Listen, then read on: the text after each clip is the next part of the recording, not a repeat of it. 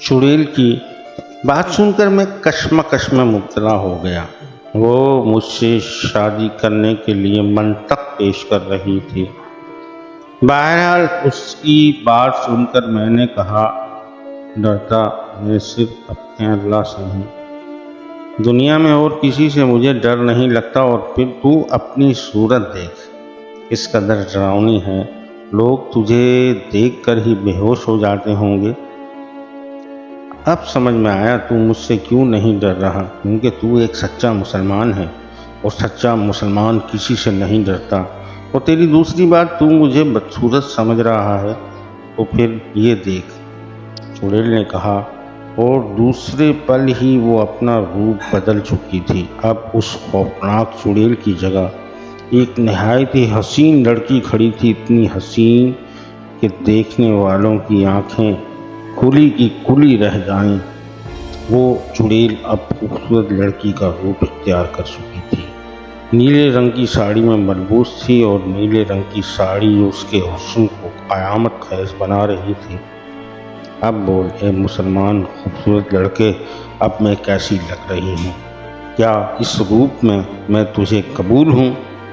तू जो रूप कहेगा मैं तेरे लिए इख्तियार कर लूँगी, बस तू मेरा बन जा। चुड़ैल ने मुझे इम्तहान में डाल दिया था और अब मैं सोच रहा था कि मुझे क्या करना चाहिए।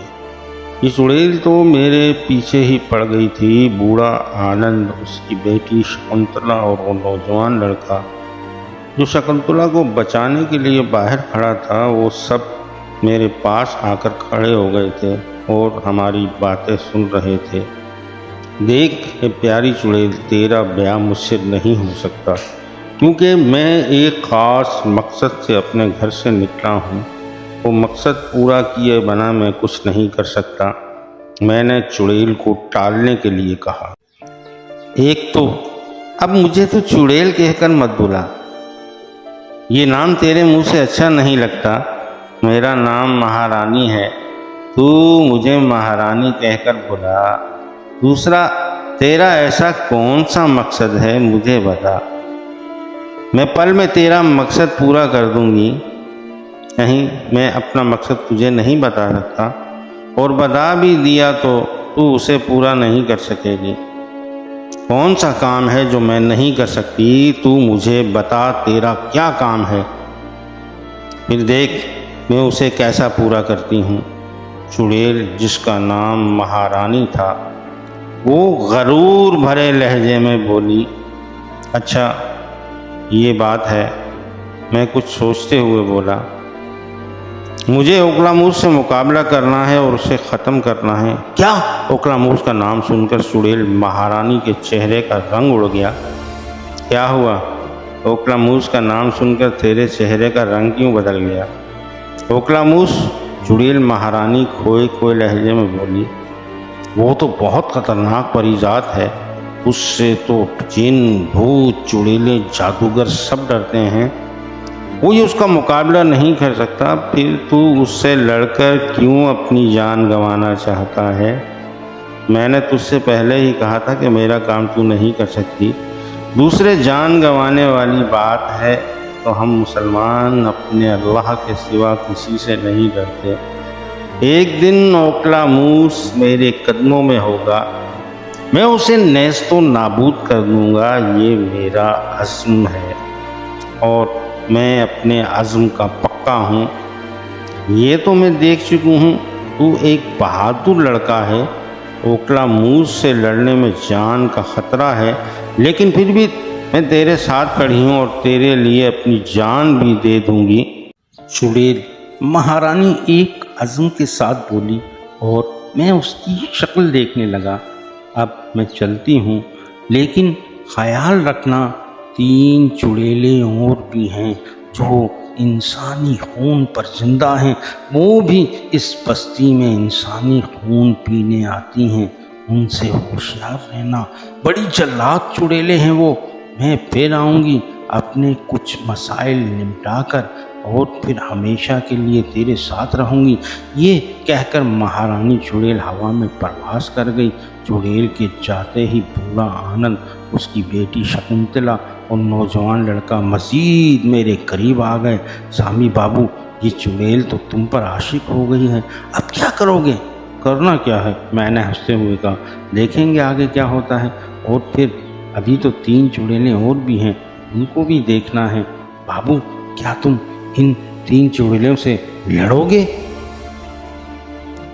शकुंतला बोली तो मैंने कहा, तुम लोगों को बचाने के लिए उनसे लड़ना तो पड़ेगा। बाबू, तुम बहुत बहादुर हो।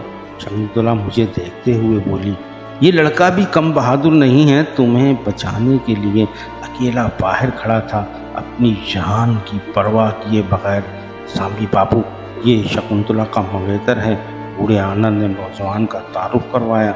ओह अच्छा, मैंने नौजवान से हाथ मिलाया और बोला, लगता है तुम शकुंतला से बहुत प्यार करते हो। जी सामी बाबू, खुद से भी ज़्यादा। क्या नाम है तुम्हारा? मैंने नौजवान से उसका नाम पूछा। रवि छगन। नौजवान लड़के ने अपना नाम बताया और इतने में बस्ती के बाकी लोग भी अपने घरों से बाहर आने लगे। वो सब शकुंतला और रवि को सही सलामत देखकर हैरान रह गए। चुड़ैल ने इनको छोड़ दिया? एक बूढ़ी औरत हम सबको हैरत से देखते हुए बोली। हाँ, सामी बाबू की वजह से, बूढ़ा आनंद बोला। और फिर वो सबको बताने लगा कि किस तरह सामी बाबू ने दिलेरी से चुड़ैल का सामना किया और किस तरह चुड़ैल सामी बाबू पर आशिक हो गई और चली गई। अब सामी बाबू उन 3 चुड़ैलों से भी हमारी जान छुड़ाएंगे।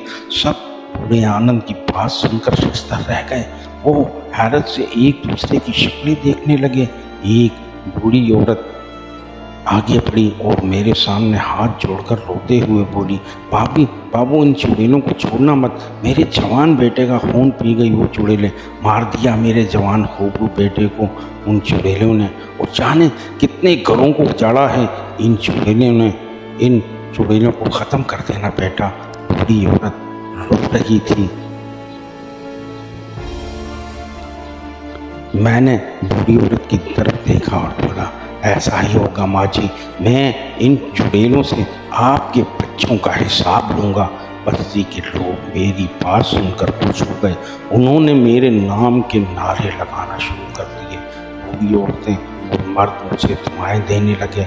मैं उन सबको मुतमईन करने के बाद बूढ़े आनंद के घर आ गया और सोचने लगा कि पहले मुझे परिवार को ओखला मूस की कैद से आज़ाद करवाना था।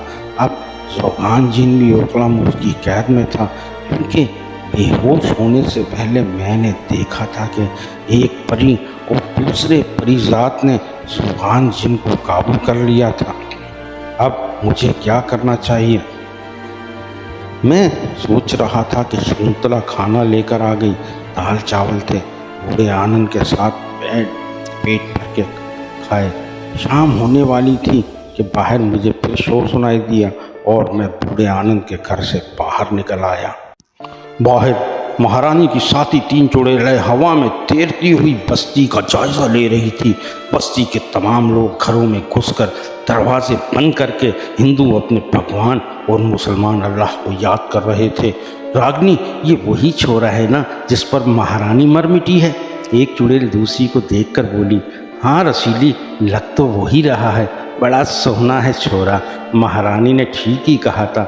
इसे तो कोई भी देखकर अपना मन हार बैठे, लेकिन इसका खून बड़ा स्वादिष्ट होगा। दूसरी चुड़ैल खामोश हुई तो तीसरी चुड़ैल बोली, लेकिन महारानी ने कहा था कि कोई इसे हाथ नहीं लगाएगा, ये उसका प्यार है। छोड़ो महारानी को, मैं तो इसका स्वादिष्ट खून जरूर पीऊँगी। और देखो लड़का कितना बहादुर है, अकेला ही बेखौफ कतर बाहर निकल आया है। इसे हमसे डर नहीं लगता? रागनी चुड़ैल बोली तो मैंने कहा,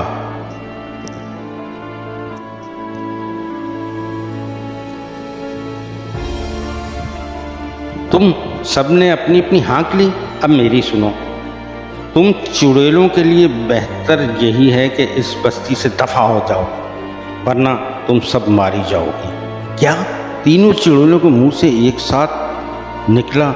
ए छोरे के तेवर तो देखो, ये तो हमें धमकी दे रहा है।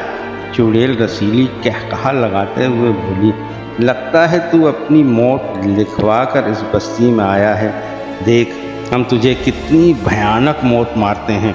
और फिर वो उड़ती हुई मेरी तरफ आई, लेकिन ये उस चुड़ैल की भूल थी। उसे मालूम नहीं था कि उसका वास्ता एक आम आदमी से नहीं है।